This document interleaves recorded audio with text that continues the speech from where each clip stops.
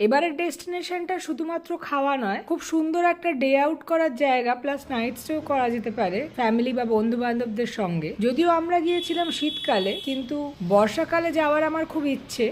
Good morning, এখন আমি দাঁড়িয়ে আছি ধর্মতলায়। যদিও 1:30 বেজে গেছে, কিন্তু ধর্মতলার চেহারা দেখে মনে হচ্ছে এখনো কলকাতা শহরের ঘুম ভাঙেনি। রবিবার দিন, সবাই আজকে একটু লেজি মোডে চলছে। আজকে বেরিয়ে পড়েছি অজানা একটা ডেস্টিনেশনের খোঁজে। বেসিক্যালি কোনো প্ল্যান নেই, জাস্ট একটা ড্রাইভে বেরিয়ে পড়েছি। কোথায় যাব এখনও সেটাও জানি না। আমি ওয়েট করছি ধর্মতলায়, আমার আরও বন্ধুরা আসবে, 4 জন আছি আমরা। দেখা যাক নতুন কোথাও যাওয়া যায়, নতুন কোনো জায়গা এক্সপ্লোর করা যায় কিনা। সকালবেলা যাত্রা শুরু করলে বোলপুরের দিকে আসলে হিন্দুস্তান ধাবাটা আমার বেশ পছন্দের জায়গা। এখানে গেলে এদের আলুর পরোটা বা পনির পরোটা আমি কখনোই মিস করি না। তাছাড়া যারা চা ভক্ত তাদের জন্য বেশ ভালো চায়ের অপশন আছে। জমি আলুর পরোটা খেয়ে একটা দুটো মিষ্টিও ট্রাই করি এখান থেকে। প্রথম থেকে কিছু প্ল্যান ছিল না, তাই গাড়িতে যেতে যেতেই গুগল করতে করতে এই জায়গাটা খুঁজে পেলাম। ফোন করতে বললো লাঞ্চের অ্যারেঞ্জমেন্ট হয়ে যাবে, তাই নির্দ্বিধায় চলে গেলাম বর্ধমানের অরণ্য রিসোর্টে। এটা অ্যাকচুয়ালি বর্ধমান শহর না, বর্ধমান ডিস্ট্রিক্ট। শক্তিগড় থেকে রোড ম্যাপ দেখে খানিকটা গেলেই এই সুন্দর রিসোর্টটা। Basically picnic spot. শক্তিগড় থেকে ফ্লাইওভারের নিচ দিয়ে একটা সরু রাস্তায় ঢুকতেই একটা বিশাল সুন্দর নদী পেলাম, খুব বড়। বর্ষাকালে এটার রূপ আরো সুন্দর হবে। এবছরে তো আর হলো না। আপনারা এই ভিডিওটা দেখে ঘুরে আসতে পারেন আর আমাকে কমেন্টে জানাতে পারেন কেমন লাগলো। সেবারে ইচ্ছে ছিল নদীর ধারে যাওয়ার, কিন্তু এমনি এত দেরি হয়ে গিয়েছিল, তাই আগে রিসর্টেই পৌঁছলাম। গেটে 20 টাকার টিকিট কেটে ভেতরে ঢুকতে হয়। ভেতরে ঢুকে খাওয়ার কুপন কিনতে হবে। রিসর্টে গিয়ে দেখি ভীষণ ভিড়। ভেতরের অ্যাম্বিয়েন্সটা বেশ সুন্দর। লম্বা লম্বা গাছের সারির মধ্যে মাটির রাস্তা, তার দুধারে কুঁড়ে ঘরের মতন ছোট ছোট ডাইনিং এরিয়া, দেখতে বেশ ভালো লাগছিল।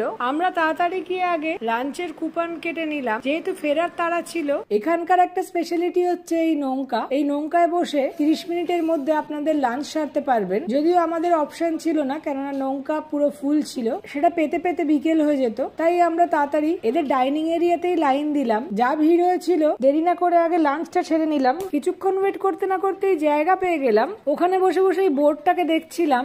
একদল লোক খেয়ে আসতে না আসতেই পেছনে লম্বা একটা লাইন হয়ে গেছে। আমাদের আবার ফেরার ব্যাপারও ছিল, তাই জন্য আর রিস্ক নিলাম না।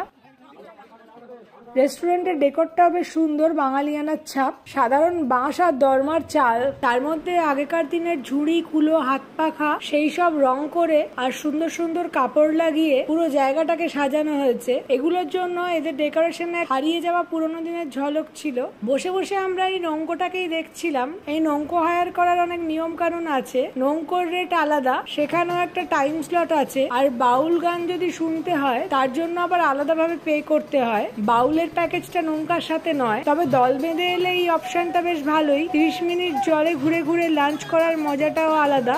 এদিক ওদিক দেখতে দেখতে পাতা দিয়ে গেল। সাধারণ গ্রামের বাড়ি স্টাইলে বানানো হলেও এই সুন্দর ডেকোরেশন গুলো জায়গাটাকে বেশ মনোরম করে তুলেছিল। তার সঙ্গে নানান রকমের গান আর টুরিস্টদের হই হট্টগোল তো ছিলই। প্রথমেই দিয়ে গিয়েছিল স্যালাড আর ঝুরি আলু ভাজা, ওটাই খেতে শুরু করেছিলাম। প্রথমে চলে এসছে আলু ভাজা, ওটাই খাই। দেখতে না দেখতেই গরম গরম ভাত এসে গেল। যদিও বলেছিল বাসমতি, তবে এটা বাসমতি নয়, মিনিকেট টাইপের কিছু। তার মধ্যে হুশ করে ডাল ঢেলে দিয়ে চলে গেল। ডালটা জিজ্ঞেস করে ঢালা উচিত ছিল, সবাই তো আর এত এত ভাত খায় না। লেবু নেই, মুগের ডাল, টেস্ট খারাপ না, বড় পাতলা ডালটা, আর সেটাকে পুরো ভাতের মধ্যে দিয়ে চলে গেছে। কারণ সার্ভিসটা খুব বিচ্ছিরি, আর বাকি জিনিসপত্র লোকে খাবে না, ডাল দিয়ে পুরো ভাত খেয়ে নেবে। তরকারির মধ্যে পেয়েছিলাম ফুলকপি আলুর তরকারি, ওটা আমার খুব ফেভারিট। তার সঙ্গে ছিল পোস্ত, সেটাও আমার ভীষণ প্রিয়। আর দেশি গ্রামে পোস্ত খেলে তার একটা অন্যরকম টেস্ট হয়, কলকাতার পোস্তর থেকে অনেক আলাদা। ফাইনালি এলো শো স্টপার, আমাদের প্রিয় মাটন। যারা চিকেন বা মাছ নিতে চায় সেই ব্যবস্থাও আছে। 4 পিস স্ট্যান্ডার্ড সাইজের মাটন, রেওয়াজি নয়, কচি পাঠা, তবে খেতে বেশ ভালোই করেছিল। হ্যাঁ, তুমি যা চাও আর নিতে পারো। আমার সঙ্গে আমার 2 বন্ধুরা আছে। খাবার এখানে আমার তো বেশ ভালোই লেগেছে, খুব একটা খারাপ না। কোয়ান্টিটিও ঠিকঠাক, রিপিটেবল। তরকারিগুলো মাংস নয়, 4 পিস মাংস, সেটাও ঠিকঠাক সাইজই মনে হচ্ছে, খুব একটা কম না। তো বাকিদের কিরম লেগেছে খাবারটা একটু জানি। বেশ ভালো, খাবার দাবারেরই খারাপ পছন্দ হয়েছে তোমার? জমিয়ে ভাত দিয়ে মাটনটা খেলাম এই নৌকা দেখতে দেখতে। আশেপাশে গাছপালা, জল, পরিবেশটা বেশ ভালোই ছিল। মাটনের সব পিসগুলোই একটু হাড়যুক্ত, একদিক থেকে ভালো, কিন্তু আবার তাতে মাংস কম থাকে। ঘন ঘন লাল লাল ঝোলটাও বেশ খেতে ভালোই লাগছিল। লাস্টে টমেটোর চাটনি, সেটা অবশ্য আমার খুব একটা প্রিয় নয়। খাওয়া দাওয়া সেরে খাবারটা হজম করার জন্য একটা রাউন্ড দিয়ে দেখলাম আশেপাশে কি কি আছে। বাচ্চাদের খেলার জন্য দু একটা দোলনা স্লিপও আছে। সূর্যের আলোর ঝিকমিক দেখতে দেখতে জলের ধার দিয়ে হাঁটা দিলাম। সরু রাস্তার একধারে পিকনিক স্পট, ছোট ছোট বেশ কিছু রুমও ছিল যেখানে নাইট স্টের ব্যবস্থা আছে। নৌকাটা পাওয়া গেল না, এত ভিড়, মানে আমাদের আসতে একটু দেরি হয়েছে, ট্রাফিকেও ফেসেছি। কিন্তু নৌকাটা অ্যাভেল করতে গেলে বিকেল 6টার সময় শুধু স্ন্যাক্সের জন্য পাওয়া যেত। তো একটু অফ সিজনে একবার চলে আসবো। খাবার তো খুবই ভালো, সিজনে গেলে মনে হয় আর একটু শান্ত পরিবেশ পাওয়া যাবে। আর বাগানে ভর্তি নানান রকমের গাছ, সেখানে কুমড়ো থেকে নানান রকম ফল সবজি চাষ হচ্ছে, আর জলের ধারে সুন্দর ফুলের বাগান। এইসব দেখতে দেখতে বেশ ভালোই লাগছিল। শীতকালের কাঁচা মিঠে রোদ আর শীতল হাওয়া সব মিলিয়ে শরীরটা আরো চনমনে হয়ে গেল। অজস্র কলা গাছ এখানে, তার মধ্যেই আবার সবাই তেরপল চাদর পেতে পিকনিক করতে বসে গেছে। এখানে কলা গাছে প্রচুর কলা হয়েছিল, কেউ সেগুলো নষ্ট করেনি। এই জায়গাটায় অনেক রকম অপশন আছে, day outing, picnic, night stay সবকিছুই পেয়ে যাবেন এখানে। আর বাজেটও খুব কম। মাটন থালি দিয়ে আমাদের লাঞ্চ পড়েছিল 400-450 টাকা।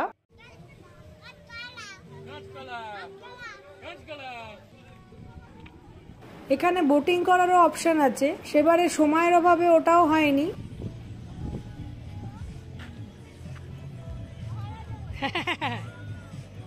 আপনি কি এখানে পাহারা দিচ্ছেন? হ্যাঁ, আমাদের রাস্তাটা ব্লক করে এইভাবে। কলা বাগানের পেছনে রাস্তা। এই পুকুরের ডিস্টেন্সটা বেশ ভালোই, এটার এক চক্কর কাটা মানে প্রায় 1-1.5 কিলোমিটার হাঁটা মনে হয়। বেশ ভালোই লাগছিল খাওয়ার পর হাঁটতে। রাস্তা ব্লক করে পুরো।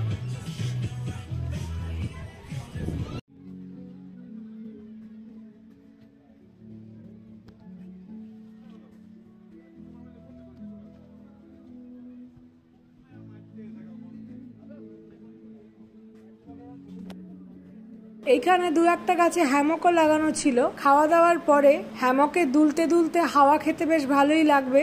আর এই কটেজগুলোই মেনলি থাকার। এখানে শুধু পুকুর গাছপালা নয়, আরো কিছু বন্ধু বান্ধব পেয়ে যাবেন। যেমন এই মিষ্টি হাঁসগুলো আমাদের সঙ্গে খেলা করছিল, তার সঙ্গে বড় বড় কিছু রাজহাঁসও এখানে আছে। তাছাড়া পুকুরে মাছও দেখতে পারবেন। নিরিবিলি সময় আসলে বেশ কিছু পাখিও হয়তো এখানে পাওয়া যাবে।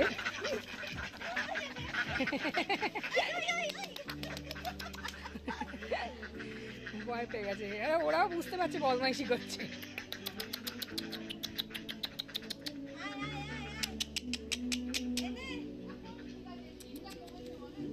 সূর্যের আলো পড়ে আসছিল, অনেকটা রাস্তা যেতে হবে, তাই জন্য তাড়াতাড়ি আবার বাড়ি ফেরার পালা। তার আগে একটু ফটো সেশন করে নিলাম। যারা যারা গাড়ি নিয়ে আসবেন তাদের খুব একটা চিন্তা নেই, বড় একটা পার্কিং এরিয়াটা প্রোভাইড করেছে, কেননা এখানে ম্যাক্সিমাম লোকরাই গাড়ি নিয়েই আসে। প্লাস পিকনিক হলে বাস বা উইঙ্গার আসারও প্রবাবিলিটি থাকে। বাইরেটা একদম ধুধু প্রান্তর, তবে শীতকালে ফসল কাটার পর এটা একটু রুক্ষ লাগছে। বর্ষাকালে যখন সবুজে সবুজ হয়ে থাকবে মাঠটা, দেখতে কিন্তু অপূর্ব লাগবে। এই ফাঁকা মাঠের মধ্যে ছোট্ট একটা রিসর্ট, কত ভালো বিজনেস আইডিয়া। বাঙালিরা সবাই করে উঠতে পারে না। এদের একটা প্যাকেজ আছে ব্রেকফাস্ট থেকে ইভিনিং স্ন্যাক্স অবধি। ব্রেকফাস্টটা লুচি, আলুর দম, নানপুরি এইসব দিয়ে শুরু, শেষ হচ্ছে পাকোড়া, চা, কফি দিয়ে। সেটা আরো বেশি প্রাইস, যেহেতু আমরা শুধু লাঞ্চ করেছি তাই জন্য আমরা একটু ডিসকাউন্টেড প্রাইসে পেয়েছিলাম। যারা সকাল থেকে বিকেল অবধি থাকতে চায় তাদের জন্য ওটাও বেশ ভালো অপশন। গ্রামের আঁকামাকা মাটির রাস্তা দেখে কি ভালো লাগে, রাস্তাটা দেখলেই মন গেয়ে ওঠে গ্রাম ছাড়া ওই রাঙা মাটির পথ। ফেরার সময় দেরি হয়ে গেল বলে ওই নদীর পাশে আর যাওয়া হলো না, তাই ওটাও ডিউ রয়ে গেল। নেক্সট টাইম গেলে রিসর্টে থেকে নদীটা ভালো করে এনজয় করব। জায়গাটা ভালো লাগলে কমেন্টে জানাবেন।